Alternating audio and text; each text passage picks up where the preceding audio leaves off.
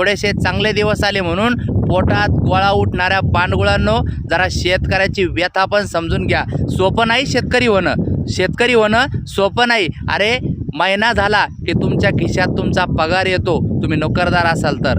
अरे तुम्ही व्यावसायिक असाल तर 100% व्यवसायातून तुमचा काही ना काही प्रॉफिट मिळेल. तुम्ही काम कोणतंही करा पण त्याचा मोबदला तुम्हाला हा फिक्स मिळणारच असतो. परंतु शेतकरी व्हा. आता हे बघा हे जे सध्या मी एका शेतात आलेलो आहे, या शेतकऱ्यांनी गेल्या 8-10 दिवसापूर्वीच ही कपाशी शेतामध्ये लावलेली आहे. वरतून निसर्ग सध्या आता साथ काही देईना नाही, पाऊस काही येणार नाही. या शेतकऱ्याला जर 15 दिवस या ठिकाणी पाऊस आला नाही तर या शेतकऱ्याने जी केलेली मेहनत आहे, टाकलेला पैसा आहे, तर हा पैसा वायासुद्धा जाऊ शकतो. आहे का कोणाची धमक स्वतःचे 10 रुपये असे मातीमध्ये टाकून देण्याची धमक? पण हे काम फक्त शेतकरीच करू शकतो. म्हणून शेतकऱ्यांचा त्या ठिकाणी कोणी थट्टा मस्करीने चेष्टा करून